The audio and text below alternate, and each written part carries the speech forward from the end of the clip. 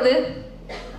மருத்துவம் தேவைப்படுறது ஒரு இண்டிவிஜுவலுக்கா, ஒரு மனிதருக்கா, அல்லது அந்த நோய்க்கா? உங்களுக்கு புரியுதா நான் கேட்குற கேள்வி? இப்போ ஒருத்தர் வராரு, ஹார்ட் அட்டாக் வந்து இவ்வளோ பெரிய ப்ரிஸ்கிரிப்ஷன் கொடுத்தாரு. டாக்டர் இதை இன்னும் 40 நாளைக்கு சாப்பிட சொன்னாங்க. போய் அட்டாக்கோட அட்மிட் ஆனார். இன்னொரு 40 நாள் எடுக்க சொன்னாங்க. அடுத்து இன்னொரு 40 நாளைக்கு அடுத்த மருந்து, இப்படி வரிசையாக ஒரு லிஸ்ட்டு கொண்டு வந்து கொடுக்குறாரு. அவர்கிட்ட கேட்க வேண்டிய முதல் கேள்வி என்ன நிகழ்வு நடந்தது சார்? நைட்டு நல்லா படுத்தேன். என்ன பிரச்சனையில படுத்தீங்க? உக்ரைனில் பையனை படிக்க ஆரம்பிச்சிருக்காரு. அவங்க ரிட்டர்ன் திருப்பி வந்துட்டாங்க. என்ன பண்ணான்னு தெரியல பையனோட ஃபியூச்சர். அவ்வளோதான், ஹார்ட் அட்டாக் வந்தது. அப்போ இந்த காரணம் தெரியாம நீங்க திரும்ப திரும்ப மருந்து கொடுத்தா சரியாகுமா? அவர் பையன் செட்டில் ஆனார்னா அவர் ஹார்ட் சரியாகுமா? அவர் பையன் செட்டில் ஆகுற வரை அவர் ஹார்ட் சரியே ஆக போறதில்லை. அவர் பையனை பார்த்துக்கிட்டே தான் இருப்பாரு. பையனை பார்க்க பார்க்க என்ன ஆகும்? திரும்ப திரும்ப அவரோட இதயம். அப்போ நம்ம 40 நாள் மருந்து, அடுத்து ஹார்ட்டுக்கு ஆஸ்பிரின், அது இது குளோபோமேட், அது இது வரிசையா பிபி, ஹார்ட்டுக்கு எல்லாம் மருந்து என்ன பண்ணுவோம்? அப்போ மருத்துவம் தேவைப்படுறது மனிதனுக்கா அல்லது நோய்க்கா? மனிதனுக்கு.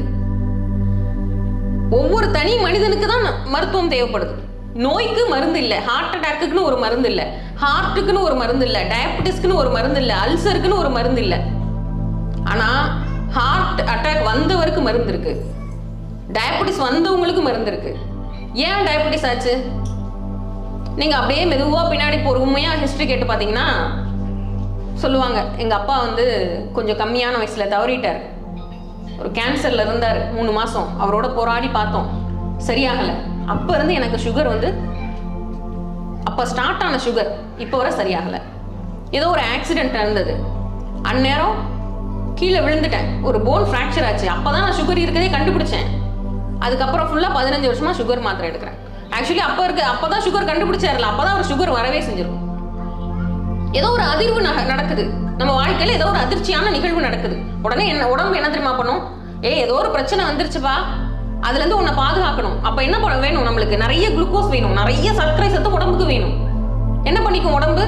நிறைய சர்க்கரை சத்தை சேர்த்து வச்சுக்கும். ஏதோ ஒரு பிரச்சனையில இருக்கான், மயக்க போட்டு விழுந்துற போறான், நிறைய சர்க்கரை சத்தை சேர்த்து வச்சுப்போம், அவனை பாதுகாப்போம்னு சொல்லி உடம்பு என்ன பண்ணுது? சுகரை, சர்க்கரை சத்தை அதிகப்படுத்தி வச்சுக்குது. ஆக்சிடென்ட் ஆகும்போது பாத்தீங்கன்னா சுகர் ஜாஸ்தி தான் இருக்கும். கொரோனா ஹாஸ்பிட்டல் அட்மிட் ஆகும்போது பாத்தீங்கன்னா சுகர் ஜாஸ்தி தான் இருக்கும்.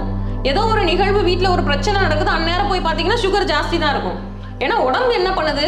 தற்காப்புக்காக சுகரை சேர்த்து வச்சுக்குது. அந்நேரம் போய் நம்ம டெஸ்ட் எடுத்துட்டு அதுக்கப்புறம் என்ன பண்றோம்? 15 வருஷமா அதே சுகர் டேப்லெட். 2 தப்பு பண்றோம்.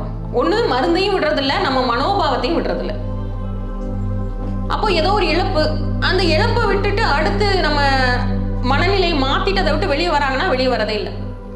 10 வருஷமா அதே சோகம், அதே துக்கம். எங்க அப்பா இறந்துட்டாரு, எங்க அப்பாவை சரியா என்னால பார்க்க முடியல. எத்தனை வருஷமா? 15 வருஷம், 20 வருஷமா அதை சுமந்துக்கிட்டே இருக்கும். இப்போ நான் ஒரு எக்ஸாம்பிள் கேட்குறேன். நீங்க எல்லாருமே அந்த கூல் டம்ளர் இருக்கு இல்லையா, அதை கையில் எடுத்துக்கங்க. கூல் குடிக்கலாம் சொல்லலை,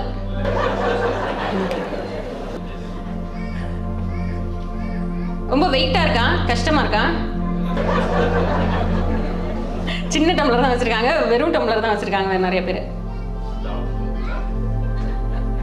இல்ல, ஒரு அப்படியே வச்சிருங்க, கீழே வைக்க வேணாம். இப்ப டைம் என்ன? 9. ஒரு 9:30 வரை அப்படியே வச்சிருக்கலாமா? கையில அப்படியே வச்சிருக்கலாம். இப்ப வச்சிருக்கிறது பெரிய ஸ்ட்ரெயின் இல்லை, 9:30 வரை வச்சிருங்க. வச்சிருக்கலாம், ஓரளவு மேனேஜ் பண்ணிக்கலாம். இதே டம்ளரை இன்னைக்கு நைட் வரை கையில வச்சிருங்க. இதே வச்சுட்டே இருக்க முடியுமா? கை வலிக்கும். சின்ன டம்ளர் தானே, ஏன் வலிக்குது? கூல் குடிச்சிட்டீங்க, வெறும் டம்ளர் வேற இருக்கு நிறைய பேர் கையில, ஏன் வலிக்குது? பொசிஷன். இப்போ அதே பொசிஷன்ல தானே வச்சிருக்கீங்க, ஏன் நைட் 9:30 வரை வச்சிருந்தா வலிக்குது? வச்சிருக்கணும்ன்ற மனநிலை வேற. ரொம்ப நேரம் வச்சிருக்கு, ரொம்ப நேரம் வச்சிருந்தா மணலையும் ஒத்துக்காது. ரொம்ப நேரம் வச்சிருந்தா கையும் ஸ்ட்ரெயின் ஆயிரும். நீங்க வச்சிருந்து பாருங்க, உட்காந்து அப்படியே வச்சுட்டே இருங்க. கை எவ்வளவு நேரம் தான் அந்த கை இதே பொசிஷன்ல வச்சிருக்க முடியும்? இதே மாதிரிதான், சின்ன பிரச்சனை தான், 1 நிமிஷம் கையில வச்சிருக்கலாம். 10 வருஷமா தூக்கி வச்சிருந்தா என்ன ஆகும்? ஒபிசிட்டி வரதான் செய்யும். அது உள்ள எவ்வளவுதான் போட்டு அமுக்கி அமுக்கி வைக்கும். அப்போ நாம என்ன பண்றோம்? ஒரு நிமிஷத்தை இப்ப எல்லாரும் நம்மளால கீழே வச்சிடலாம். அப்போ ஒரு நிமிஷம் கையில வச்சிருக்கும் போது ஈஸியா இருக்கு, 5 நிமிஷம் வச்சிருக்கும் போது சமாளிக்க முடியுது, அரை நாள் வச்சிருக்கும் போது கூட ஸ்ட்ரெயின் தாங்கிக்கலாம். ஒரு நாள் 2 நாள் ஒரு சின்ன டம்ளருக்கே எப்படின்னா ஒரு எண்ணத்தை நாம எவ்வளவு நாள் குப்பை மாதிரி லோட் பண்ணி உள்ள சேர்த்து சேர்த்து சேர்த்து வைக்கிறோம். 10 வருஷமா வச்சிருப்பீங்களா ஏதாவது ஒரு எண்ணத்தை? கூட இருக்குமே. 13 வயசுல இருக்க ஏதாவது ஒரு தாட் வந்து 53 வயசுல வச்சுட்டு இருப்போம். 13 வயசுல நடந்த நிகழ்வு 53 வயசுல உள்ள வச்சிருக்கீங்கன்னா அது என்ன ஆயிருக்கும் உங்களுக்குள்ள? இப்ப மிகப்பெரிய பாரமா மிகப்பெரிய வேதனை ஆயிருக்கும். அப்போ சாதாரண விஷயம் தான் வச்சிருக்க டியூரேஷன், கால அளவு ஒண்ணுமே இல்லாத விஷயம் தான். நீங்க எவ்வளவு காலம் அதை சுமக்குறீங்களோ அவ்வளோ நாள் பிரச்சனை இருக்கு. சரி, பிரச்சனை சால்வ் ஆகணும்னா இப்ப என்ன பண்ணணும்? பிரச்சனை சால்வ் ஆகணும். டம்ளரை வச்சுட்டே இருக்கீங்க, கை வலி தாங்கல. இப்ப என்ன பண்ணணும்? நம்ம டம்ளரை தூக்கி கீழே வைக்கணும், அவ்வளவுதான். அப்ப அது எண்ணத்தை தூக்கி போடணும், அவ்வளவுதான். அப்ப அது எண்ணத்தை தூக்கி உங்களால போட முடியுமா? சுகர் வந்து எல்லாரும் இப்ப டயபெட்டிஸ் இருக்க அத்தனை பேரும் உட்காந்து இப்போ சாப்பிட்ற டயத்துக்குள்ள திங்க் பண்ணி பாருங்க, எப்போ உங்களுக்கு சுகர் வந்துச்சு? மனைவியோட கடுமையான சண்டை, அந்நேரம் சுகர் வந்திருக்கும். கல்யாணத்துக்கு பிறகுதான் வந்திருக்கும்.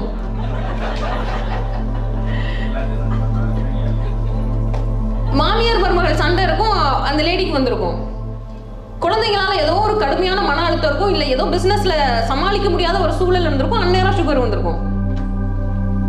அப்போ அந்த ஒரு பர்டிகுலர் எண்ணத்தினால ஒரு பிரச்சனை வருது. அப்ப அந்த பிரச்சனை சால்வ் ஆகணும்னா என்ன பண்ணணும்? அந்த எண்ணத்தை தூக்கி வச்சிடணும். அதை தூக்கி வைக்கிறது ஈஸியானா? அதான் கிடையாது. அவ்வளவு ஈஸியா? ஒரு எண்ணம் உங்களுக்குள்ள 15 வருஷமா இருக்கு, அதை தூக்கி வைக்கிறது டம்ளர் மாதிரி இப்படி தூக்கி வச்சிட முடியுமா? முடியாது. அது ரொம்ப கஷ்டம். ஆனா முத்திரைகளோட அது ரொம்ப ஈஸி. ஏன் அப்படின்னா முத்திரைகள் மனதோட நேரடியா தொடர்புடையதா. அப்போ கையில ஒரு பர்டிகுலர் பொசிஷன் வைக்கிறதன் மூலமாக நம்மளால என்ன பண்ண முடியும்? நமக்கு முன்னாடி 15 வருஷம் முன்னாடி, 20 வருஷம் முன்னாடி, 30 வருஷம் முன்னாடி உள்ள கிடக்கிற ஸ்டோர் பண்ணிருக்க அந்த குப்பை என்ன பண்ண முடியும்? வேரோட தூக்கி போட்ட முடியும். வேரோட தூக்கி போட்டோம்னா நம்மகிட்ட இருக்க முக்காவாசி உடல் சார்ந்த பிரச்சனை நம்மளுக்கு கிடையாது. இப்ப நம்ம சிம்பிளா எல்லாரும் ஒரு முத்திரை பண்ண போறோம். இப்ப இங்க டீனேஜர்ஸ் கொஞ்சம் பேர் இருக்காங்கன்னு நினைக்கிறேன், சின்ன பசங்க கொஞ்சம் பேர் இருக்காங்க. அவங்க மட்டும் அற்புதமா அந்த முத்திரை பண்ணுவாங்க. நமக்கெல்லாம் எப்படி அந்த முத்திரை கைகள்ல வருது அப்படின்றத பார்க்க போறோம். ரொம்ப சிம்பிள். இந்த முத்திரை பேரு தாமரை முத்திரைன்னு பேரு. பரதநாட்டிய ஸ்டெப் இருக்கு இல்லையா, இப்படி தாமரை மாதிரி உங்களுடைய நெஞ்சு பகுதிக்கு நடுவுல இந்த 2 கைகளை, சுண்டு விரல் 2ஐயும் இப்படி சைடு சேர்த்துக்கோங்க. கட்டை விரல் 2ஐயும் இப்படி சைடுல சேர்த்துக்கோங்க. கட்டை விரல் 2ஐயும் இப்படி சைடுல சேர்த்துக்கோங்க. சேர்த்துட்டீங்களா? இப்போ உங்களுடைய முகத்துக்கு கொஞ்சம் கீழே, நெஞ்சு பகுதிக்கு கொஞ்சம் மேல இந்த 2 விரல்களை இப்படி விரிச்சு வச்சுக்கிறீங்க. ஆமா, ஸ்ட்ரைட்டா உட்காரலாம் முடியாது. ஸ்ட்ரைட்டா உட்கார்றது வேற ஒரு முத்திரை இருக்கு. அவங்க பாட்டு ஃப்ரீயா ரிலாக்ஸா உட்கார்ந்துருக்கட்டும்.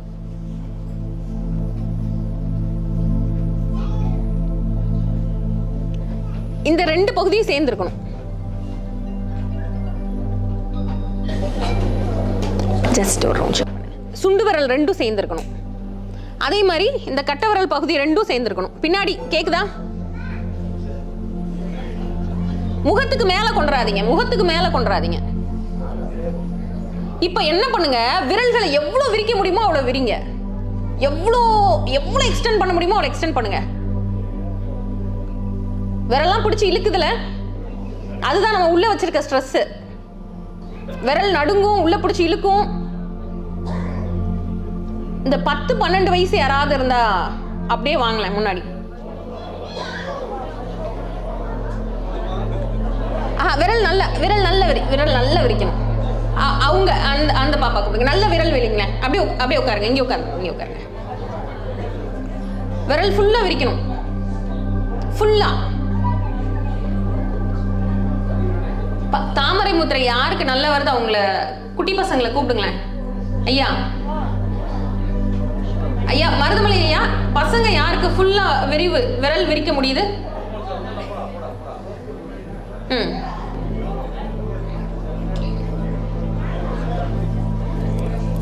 இப்படி வச்சு காமிங்க. நல்லா விரிச்சிருங்க.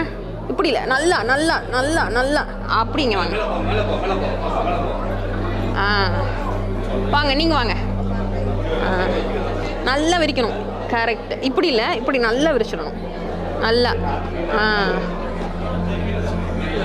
நல்லா விரிக்கணும் ஃபுல்லாக.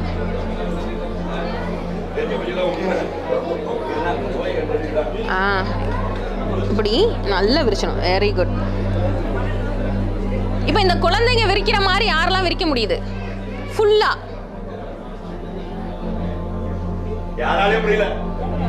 சிலருக்கு மலர்ந்துருக்கு. தாமரை பூ ஒரு சிலருக்கு மொட்டாவே தான் இருக்கும், மலரவே ஆரம்பிக்கல. ஒரு சிலருக்கு ஓரளவு விரிஞ்சிருக்கு. நல்ல எவ்வளவு எக்ஸ்டெண்ட் பண்ண முடியுமோ அவ்வளவு எக்ஸ்டெண்ட் பண்ணணும். அப்படி விரியாது, விரல் வலிக்கும். என்ன அப்படின்னா, இந்த பசங்களால பண்ண முடிகிற அளவுக்கு நம்மளால ஏன் விரிக்க முடியலன்னா, அவங்களுக்குள்ள எந்த ஸ்ட்ரெஸ்ஸும் இல்லை. இன்னுமே இதை விடவே ஃபுல்லா இவ்வளோ அந்த பாப்பாக்கு விரியுது. உங்க பேர் என்னடா?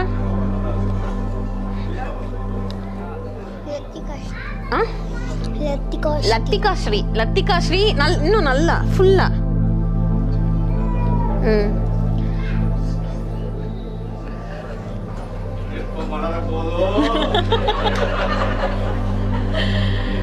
அதாவது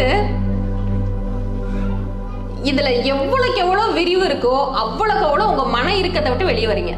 இந்த முத்திரை உங்களால பெர்ஃபெக்ட்டா இப்போ ஃபர்ஸ்ட் வலிக்கும், அதுக்கப்புறம் நீங்க செய்ய செய்ய செய்ய பிராக்டிஸ் பண்ண பண்ண பண்ண அந்த விரல்கள் வந்து நல்ல விரிவு கொடுக்க ஆரம்பிக்கும். விரிவு கொடுக்க ஆரம்பிக்கும் போது நம்ம மனோபாவம் எப்படி தெரியுமா இருக்கும்? எல்லாருக்கும் எந்த மாதிரி லைஃப் ரொம்ப பிடிக்கும்? நம்ம காலேஜ் லைஃப், நம்ம டீனேஜ் லைஃப். நம்ம டீனேஜ்ல எப்படி இருந்தோமோ இந்த மாதிரி பசங்க வயசுல இந்த மாதிரியான வயதுல போங்க.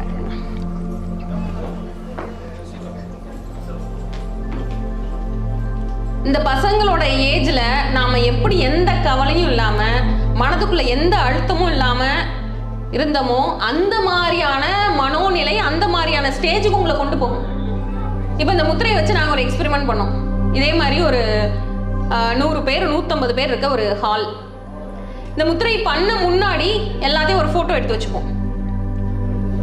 இந்த முத்திரை ஒரு 10 நிமிடத்துல இருந்து 1/4 மணி நேரம் வரை இப்ப செஞ்சுட்டு இருங்க. எது கை சும்மா தானே இருக்கு, நமக்கு வலிக்கதான் செய்யும். இதுல வலிதான் ட்ரீட்மெண்ட்டே.